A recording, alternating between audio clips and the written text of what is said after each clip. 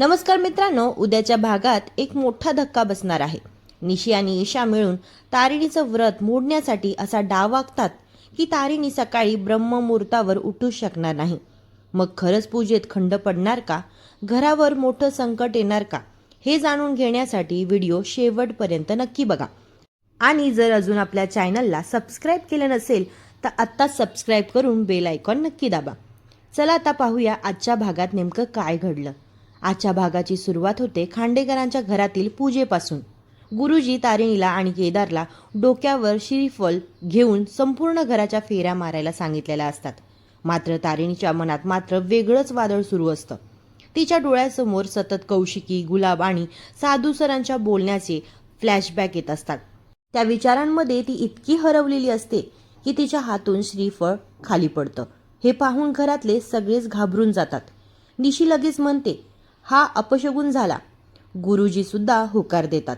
मात्र दयानंद खांडेकर सगळ्यांना शांत करतात. ते म्हणतात, काहीही झालेलं नाही, देव सगळं सांभाळून घेईल. सुमी आजीही गुरुजींना सांगतात की पूजा करताना अशा छोट्या छोट्या गोष्टी घडत असतात, त्यामुळे जास्त विचार करू नका. गुरुजी म्हणतात, हो, पण हा अपशगुन आहे हेही खरं आहे, त्यामुळे आता जास्त काळजी घ्यावी लागेल. कारण घरावर नाही तर घरातल्या एखाद्या व्यक्तीवर संकट येण्याची शक्यता आहे. हे ऐकून सगळ्यांच्या चेहऱ्यावर चिंता दिसू लागते. तेवढ्यात पद्मिनी तारिणीला बोल लावते, तुला एवढं सुद्धा नीट जमत नाही का? इतकी मोठी पूजा आहे, तुझ्याकडून श्रीफळ खाली पडलं. पण कौशिकी लगेच तारिणीची बाजू घेते. ती प्रेमाने विचारते, तारिणी, तुला काही झालंय का? त्यानंतर ती गुरुजींना म्हणते, यांनी मुद्दाम असं केलेलं नाही. कौशिकीचं हे वागणं पाहून तारिणी अजून गोंधळून जाते. तिच्या मनात एकच प्रश्न येतो, कौशिकीताई खरंच इतक्या चांगल्या आहेत की या सगळ्या मागे त्यांचाच काही डाव आहे? यानंतर गुरुजी सांगतात की आता पुढची पूजा खूप काटेकोरपणे करावी लागेल. ते स्पष्ट इशारा देतात, आता या पूजेत जर काही चूक झाली तर येणारं संकट सगळंच उद्ध्वस्त करून टाकू शकतं. हे ऐकून प्रत्येक जण आपल्या मनात देवाकडे प्रार्थना करू लागतो. कौशिकी मनात म्हणते, देवा, या घरावर कोणतंही संकट येऊ देऊ नकोस. पद्मिनी म्हणते, माझा मुलगा आत्ता कुठे सुखरूप घरी आलाय, त्याच्यावर पुन्हा संकट येऊ देऊ नकोस. निशी म्हणते, आत्ता कुठे आमचा संसार नीट सुरू झालाय, पुन्हा काही वाईट होऊ नये. आणि तारिणी देवाकडे हात जोडून म्हणते, देवा, आमच्या घरावर कोणतंही संकट येऊ देऊ नकोस आणि हे संकट कौशिकी ताईमुळे तर येणार नाही ना? यानंतर सीन थेट स्पेशल क्राईम युनिटच्या ऑफिसमध्ये जातो. जे मॅडम सगळ्यांना विचारतात, युवराजबद्दल काही माहिती मिळाली का? त्याच्या फोनवर कोणाचा कॉल आला होता का? काही नवीन पुरावे मिळाले का? तेवढ्यात टेक्नोला तारिणीने दिलेली सूचना आठवते.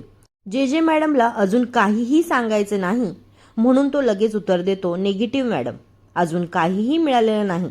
हे ऐकून जे मॅडम आश्चर्यचकित होतात आणि म्हणतात, असं कसं शक्य आहे? अजूनही युवराजशी संपर्क साधण्याचा कोणीच प्रयत्न केला नाही. फातिमा त्यांना सांगते, मॅडम, आमचे सोर्सेस पूर्णपणे ॲक्टिव्ह आहेत, काहीही झालं तरी आपल्याला लगेच कळेल. पण जे मॅडम अजिबात शांत नसतात. त्या म्हणतात, गुलाब जिवंत नसला तरी त्याच्या मागचा खरा माणूस जास्त दिवस शांत बसणार नाही. कमांडर सांगतो की गुलाब गेल्यापासून आता त्या मोठ्या व्यक्तीपर्यंत पोहोचण्याचा मार्ग तुटला आहे. पण जे मॅडम आत्मविश्वासाने उत्तर देतात, बघूया तुझा अनुभव खरा ठरतो की माझा. पण एक गोष्ट नक्की, गुलाबच्या मागचा खरा मास्टर माइंड माझ्यापासून जास्त दिवस लपून राहणार नाही. हे ऐकताच संपूर्ण टीम एकमेकांकडे संशयाने पाहू लागते. त्यानंतर सीन पुन्हा खांडेकरांच्या घरी दाखवला जातो. तेवढ्यात डॉक्टर कामत पूजेमध्ये येतात.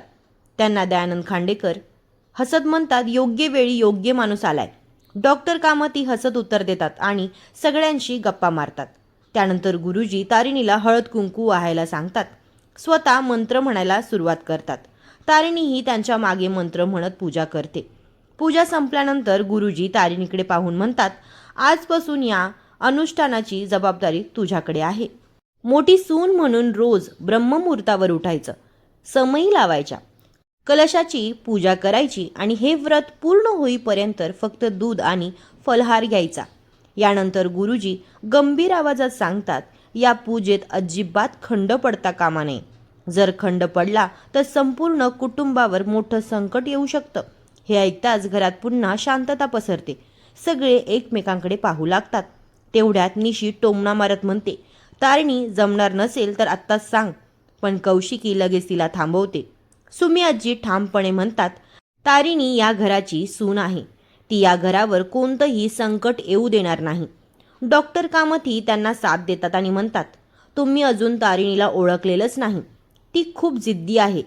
तिच्यावर कोणतीही जबाबदारी टाका, ती पूर्ण केल्याशिवाय शांत बसत नाही. हे ऐकून सगळ्यांच्या चेहऱ्यावर आनंद दिसतो. मात्र निशी, पद्मिनी, ईशा आणि युवराज यांच्या चेहऱ्यावर नाराजी स्पष्ट दिसते. त्याच्यानंतर तारिणी गुरुजींना म्हणते, हो गुरुजी, मी हे व्रत पूर्ण करेन.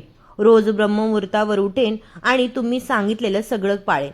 यानंतर युवराज निशीची थट्टा करत म्हणतो, बरं झालं आपण पूजेला बसलो नाही, नाहीतर तुलाच रोज पहाटे उठावं लागलं असतं. निशी काहीच बोलत नाही, पण तिच्या मनात एक वेगळाच डाव सुरू झालेला असतो. ती मनात म्हणते, ही पूजा मला मिळाली नाही म्हणून काय झालं, पण मी तारिणीला हे व्रत पूर्ण करू देणार नाही. यानंतर सीन पुन्हा स्पेशल क्राईम युनिटच्या ऑफिसमध्ये जातो. जे मॅडम स्वतः तारिणीला फोन करत असतात. त्या टीमला विचारतात, युवराज अजूनही शांत का आहे? नीट लक्ष ठेवताय ना? यावर कमांडर सांगतो, मॅडम आम्ही 24 तास त्याच्यावर लक्ष ठेवतोय, पण त्याच्याकडून कोणतीच हालचाल नाही. फातिमा विचारते, पुरावे नसल्यामुळे तुम्ही त्याला सोडलं, मग अजूनही संशय का? त्यावर जे मॅडम म्हणतात, संशय अजूनही कायम आहे. तेवढ्यात तारिणीचा फोन येतो. जे मॅडम दोघांना तातडीने ऑफिसमध्ये बोलावतात. घरातून बाहेर पडताना चेतना काकू त्यांना अडवतात. केदार लगेच कारण सांगतो, तारिणीसाठी फलहारासाठी फळं आणायला जातोय. त्यामुळे चेतना काकूंचा संशय दूर होतो. मग त्या तारिणीला काव्य आणि वैभवच्या लग्नाबद्दल विचारतात. तारिणी त्यांना आश्वासन देते की ती सुमी आजीशी बोलून हा विषय पुढे घेऊन जाईल. चेतना काकू भावूक होतात आणि म्हणतात, तू आहेस ना, मग मला कसलीच काळजी नाही. त्यानंतर सीन युवराजच्या खोलीत जातो. निशी, युवराज आणि ईशा तिघेही एकत्र बसलेले असतात.